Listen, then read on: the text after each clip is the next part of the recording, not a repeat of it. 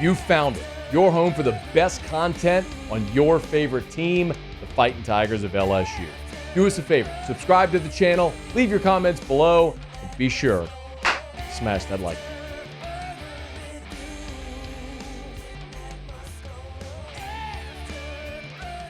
Verge Ausberry is with us. Of course, handles the LSU football scheduling. Scott Rabelais had this report that LSU apparently is working on a game in Ireland. Verge, thank you for the time, and thank you for indulging my lunacy. How are you? Matt, great day. But, Matt, if you put it on Guardian's credit card, good luck with that, though, okay? Now, hey, look, you don't think I'm paying for this trip, do you? I mean, this is 100, that's why. Listen, hey, Verge, I'm still salty that like a decade ago, we got this amazing opportunity to go do broadcast, this world broadcast at the Jameson Distillery, and they sent Ott, Hannegriff, and Panamsky instead of me. Like, I'm still pissed about that. You better believe, brother, if we are going to play in Ireland, I am there. Like, I mean, I'm week-long shows, everything, all in. Okay, a lot of good beer there. I went to the game this year, in fact. Oh, that's right. Notre Dame played, correct? Yeah, that's right. Played Navy, and I was able to go there and visit Ireland. If I think it's worth noting, Verge's son plays on the Notre Dame team. Obviously, that's why in that Week 0 game they were playing over in Ireland. Was that the genesis of all this, Verge? No, we had been talking for a while. Going back, Matt, to how this all started. You remember we lost Oklahoma, the Oklahoma game, and they joined the SEC. Right. We had to find some games on there. And, we did something in 2027. In 2028, we still have an opening there. And Coach Kelly and I, we were all visiting and talking one time, and they really reached out to us and wanted to talk about some details and doing the game and playing the game. And we listened to them. Matt, it's still very, very early in this process. I mean, we know where pen to paper or close to opponents and things of that nature. It has to make a lot of financial sense to us. And they understand that, what type of game it has to be, who the opponent has to be.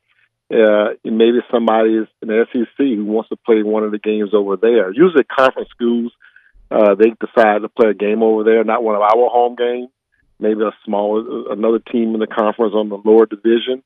And we can play the game over there. It makes financial sense to us. But we can't just give up a home game and give away $4 to $5 million just to play in Ireland. But it'll be something smart if we do it, and it'll be something beneficial to all the programs, especially us. Okay, so a lot of interesting things there. First of all, I would assume this would have to be a Week 0 game, correct?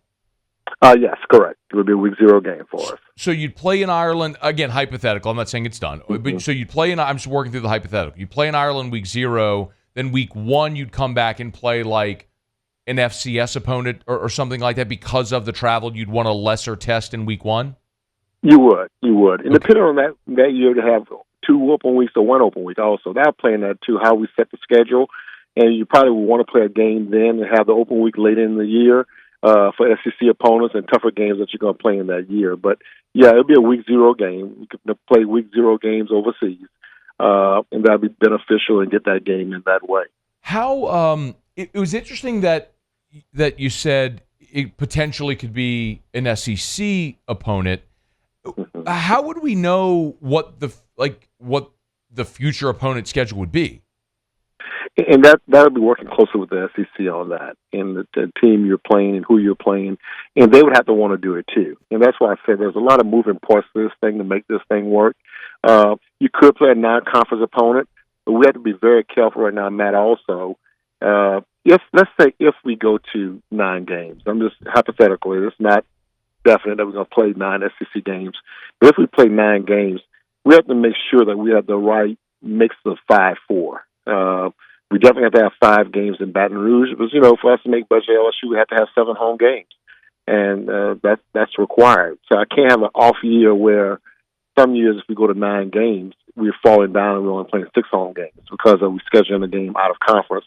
And that's the risk we're taking right now anyway, and that's why we've kind of frozen on scheduling to figure out, we're doing year by year right now. It's 8 games to 8 games, and, it might jump to 9 games. And that hadn't been decided yet, but we have to protect ourselves a little bit if that was to happen. Verge Ausberry is our guest, talking about the possibility of LSU playing a football game in Ireland. Can you elaborate a little bit on, you said we'd have to be able to make budget. Like, you can't give up a home game. So can you just elaborate a little bit on what all goes into making those decisions when you're scheduling, like how many home, how many road, whether you play a neutral site, something along those lines? We always have to keep 7 home games. That's where our ticket base is built, and our ticket price is built on the 7 home games in Tiger Stadium. You never really want to drop under that. So, it's even this year, we're playing USC. It's a neutral site game. You still have 7 home games to play, and that's where we need to be. When I'm talking to, Matt Laborde, our CFO, to make budget and make our operations budget and make the department's budget, that's where we have to be with the 7 home football games. And the things that we offer to our corporate sponsors and other people, we definitely try to keep it at 7. We never try to drop to that 6, and that's been years and years. We've never played 6 home games. We've always played 7 home games. So that's the number we could afford. Sometimes we have 8 home games, and that's what we could do, the neutral site game or a game similar to what we're talking about in Ireland and those type of games. When you have 8 home games is very, very hard for our people, our maintenance people, our people who keep the field up and those type of things. So that's why we try to keep it at that 7 home games in Tiger Stadium. We're obviously seeing LSU go play a neutral site game this year out in Las Vegas. Is the I would imagine it's so hard to try to prepare a future schedule, not knowing how many league games you're going to play. But is the impetus to begin continue playing home non-conference games, or should we anticipate still seeing neutral site non-conference games? Well, this year we're playing Clemson in a home and home. Right. So we have home and homes. We have home and homes with Utah. Have a neutral site with Houston. We're playing them a one-off in Houston. That's still in Oklahoma, home and home that we lost when they joined the conference. So, Matt, it depends on your team and how you feel about your team, what type of team you have coming into the season. And also you have to be careful. Like I said, right now, we're undecisive about who's going to play 8 or 9 games. We're just being very, very careful how far we schedule out there. And, we put in a lot of the mid-majors and the bye games, the FCS games that, if we go to 9 games, we'll be able to drop you out any penalty. But that's the thing that happens. Let's say you have 4 games out there and they schedule 9 games, then you have to buy teams out for those prices. And that's what we don't want to do. And that's why we pretty much slowed the scheduling process down, and we're taking it year by year. And that's what the SEC is giving us right now, the schedule, year by year. So it's very difficult for all of us in the football scheduling business to go out there and start scheduling 4 non-conference games. You don't know if you're going to have 8 or 9 SEC games. So my next question is, how far out can you schedule now, not knowing how many games you're going to have to schedule? Well, this is what I've done. I've scheduled 3 games, non-conference games. That's all I'm working on right now. Some years I have like 1 or 2 on there. I could add 1 more. I'm not doing 4. So we're scheduling out. We'll be very careful. You're right. The thing that we're really, really watching is the home and home. You're flipping it the right week. But it's bottom line, like you said, I could play a home and home, but it'd be the wrong year, and we'll fall on that 7-game threshold. Mm-hmm. So those are the things we're going to be very, very careful. We're just trying to feel it out. Scott's in the meetings, and we're talking to Scott a lot and talking about him about the scheduling, telling him, like, where are we? And what are you hearing? All the meetings we go into, what are you hearing? When the schedule going to be completed? Those type of things. So we keep having those conversations. But as you know, there's a lot of uncertainty right now with scheduling and conference realignment and those type of things. So we're just sitting back and trying to hold off long as we can. We have games scheduled out there right now, and we're just in a holding pattern. And I think really, Matt, in the future years, you'll see a lot of changes coming in our business that, some good, some for the bad. But I think we just have to be careful how far we go out, not to put ourselves in a bad position. Yeah. There's a million things I could ask about this, but just a couple more if I can. How far out, first of all, who runs the event, the game, whatever it would be, in Ireland? Like, who do you schedule through? Well, Anthony Travels, the coach talked about, that organization, and they run the game. They run the process. Okay. And, I've had great conversations with them. We've talked. And, we've stayed close here for a while talking about this in the process, find the right team, the right opponent, and the right scheduling opportunity. That's what I tell them. So we've been having transparent conversations about things, the payment, how much we would want to make if we come out there. Those numbers and, hotel rooms, things of that nature, where you stay at. So we had great dialogue on this subject, but we just hadn't got to the point where we said, okay, let's pull the trigger on it. So it's something interesting, and I think it'd be interesting to our fan base. It was a great environment. I went out there to that game, and it was a great place to play at. Fans, a great place for fans, and it'd be a great opportunity. And like I said, we always try to do something new at LSU. especially for our brand, where we are, and the type of program we are. So you might see more and more of these things coming in the future in different programs. How? That's interesting. We see basketball play overseas. What other program? Next year, Florida State playing Georgia Tech, I think, over there.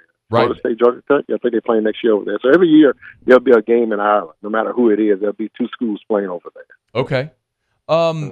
How far out would that Ireland group be able to schedule a game?